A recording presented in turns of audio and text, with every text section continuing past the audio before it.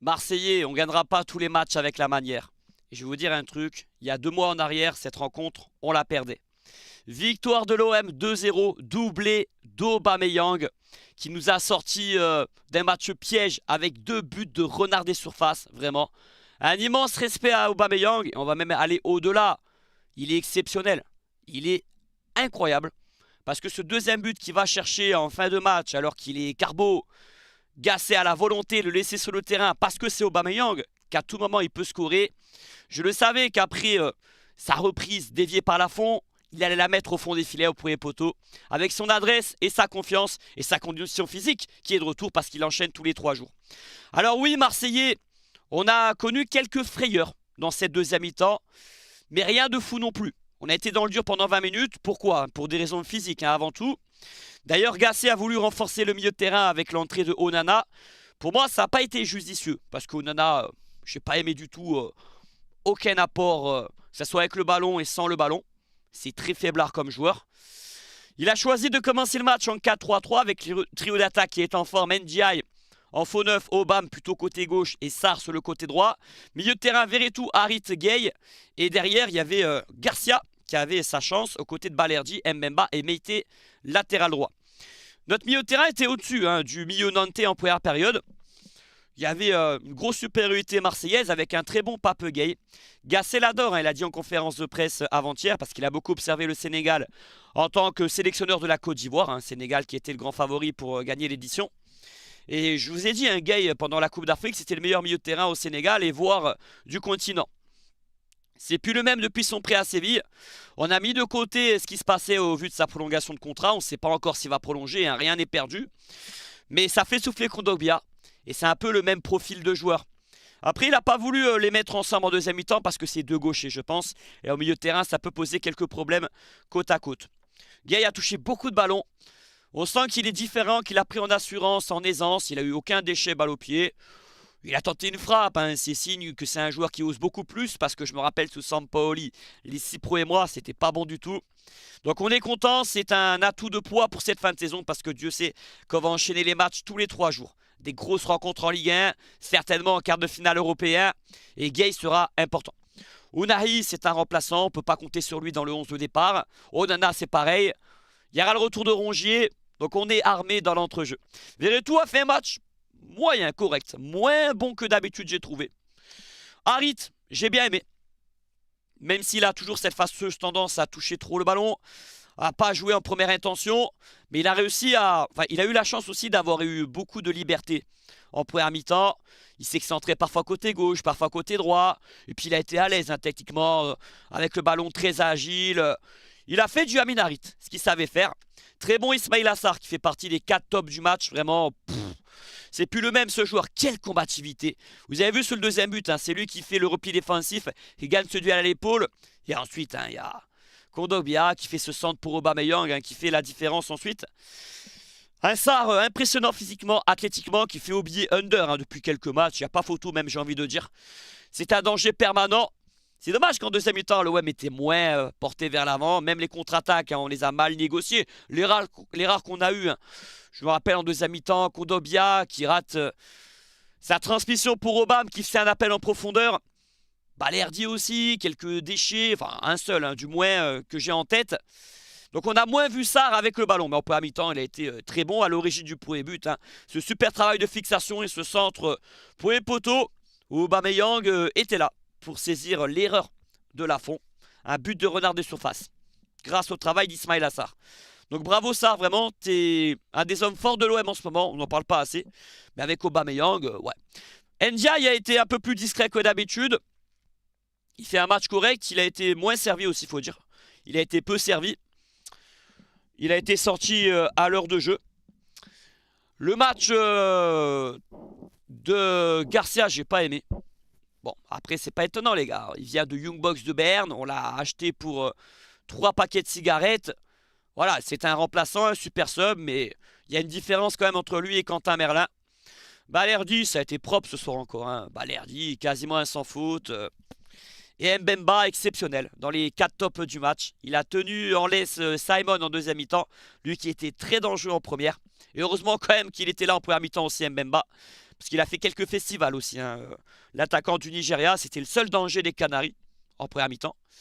Et Meïté, ça a été propre. J'ai mieux aimé sa deuxième mi-temps. Mais il y a un truc qui me dérange. C'est pas un vrai latéral droit et ça se voit. Je suis désolé, hein, je sais beaucoup aimer son match.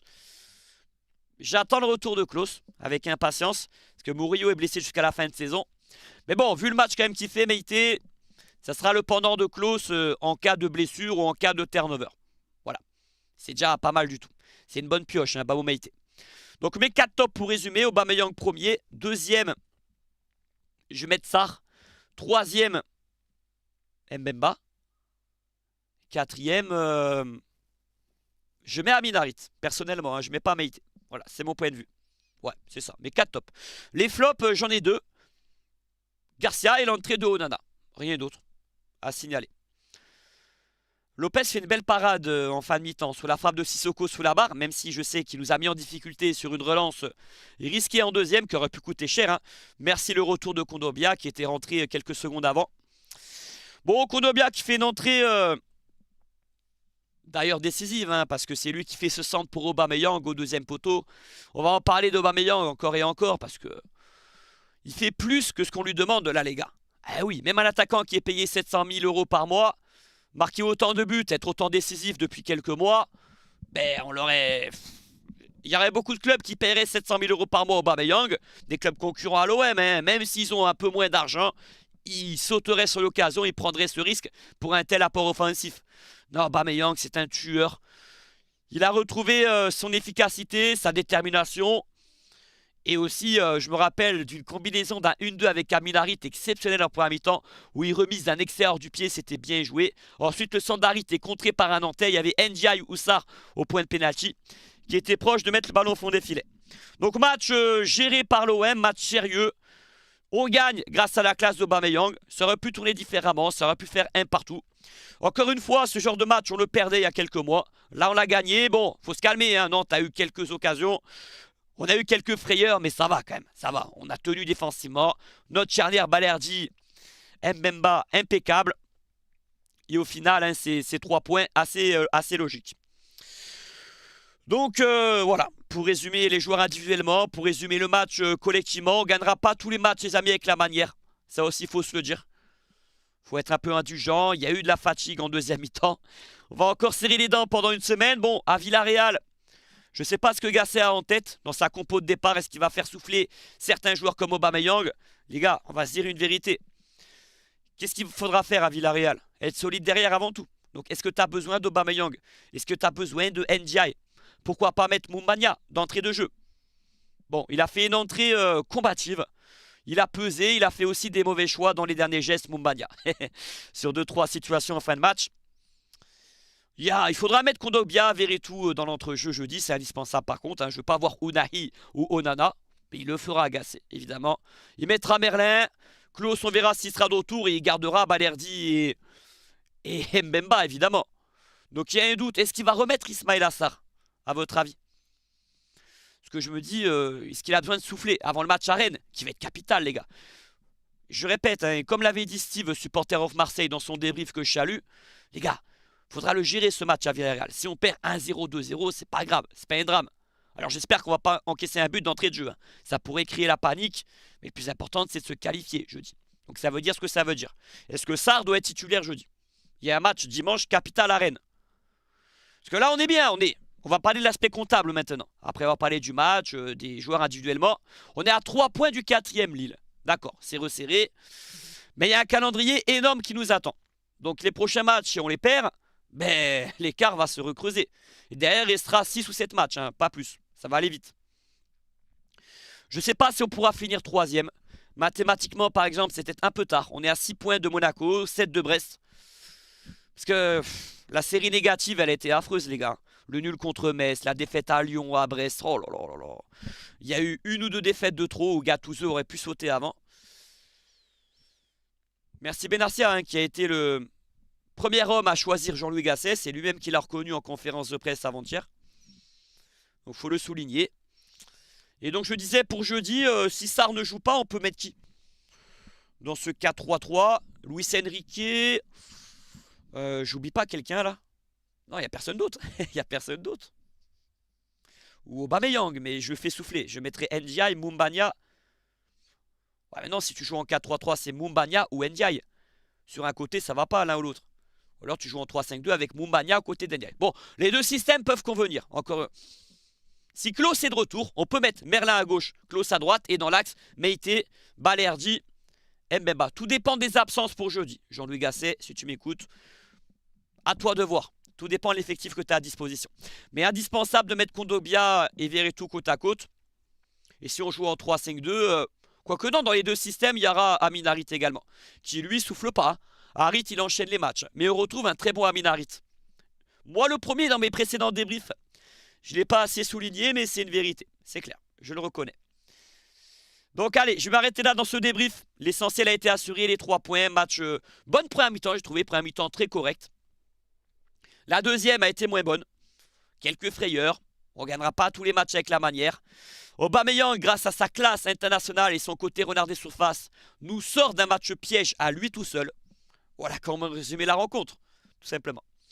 Allez l'OM, je suis aussi content du collectif qui se bat les uns pour les autres, encore plus qu'il y a quelques mois même, bien plus, ça s'est ressenti aussi en deuxième. Et qui va faire une belle fin de saison. Malgré le calendrier infernal qui nous attend, on va faire une belle fin de saison. Et puis je vais vous dire un truc, hein. On a affronté il y a 3 jours une très belle équipe européenne, enfin Villarreal qui a encore gagné ce soir. Hein. Ils ont gagné 3-2 au Betis Séville, ils venaient de battre la Sociedad, ils ont battu le Barça il y a un mois. On les a tapés 4-0. Hein. Donc t'inquiète, les Nice, les Rennes, hein, on est capable de les battre les gars. On est même plus fort qu'eux je pense en ce moment. C'est à eux de nous craindre, c'est à eux. Et puis le quart de finale européen, si on se qualifie, c'est pas que ce sera du bonus parce qu'on voudra aller en demi-finale. On est l'OM, c'est une occasion à saisir. Mais voilà. C'est que du bonheur. Allez l'OM. Fier d'être Marseillais. 5 victoires de suite. Ça fait du bien. Et ça se voit aussi hein, sur les réseaux, dans le stade, l'ambiance au Vélodrome. Là, on est plus nombreux que d'habitude pour un OM Nantes, les gars. On a fait 110 000 vues en live. Au total, hein. Il y a quelques mois, pour OM Nantes, on aurait fait 70 000 vues. Ça monte en puissance. Plus l'OM va bien, plus le peuple marseillais te rend 3 fois plus en retour. Mettez-moi vos tops et vos flops en commentaire. N'oubliez pas le petit pouce bleu de la team. Je compte sur vous pour mettre les likes. En ce moment, vous arrêtez pas dans les vidéos OM. Ça m'encourage encore à en faire plus. Il y aura d'ailleurs une vidéo avant match. Mercredi pour le retour contre Villarreal. Je parlerai de la compo et j'aurai des informations sur la présence de Klose ou non. Et une réflexion un peu plus approfondie. Sur qui faire souffler. Sarr, Aubameyang, voire Ndiaye. Même s'il sort souvent à l'heure de jeu. Est-ce qu'on met Mumbagna d'entrée? Bon, Enrique, je pense pas qu'il doit débuter. Onana, il doit pas débuter. Tout comme Garcia, c'est évident ces choix-là. Donc en fait, la compo de Gasset, il peut y avoir 2-3 changements, mais pas plus. Sinon, on la connaît. Tout au milieu de terrain. Les 3 du milieu, on le connaît. Allez l'OM. Et à mercredi pour la vidéo avant match.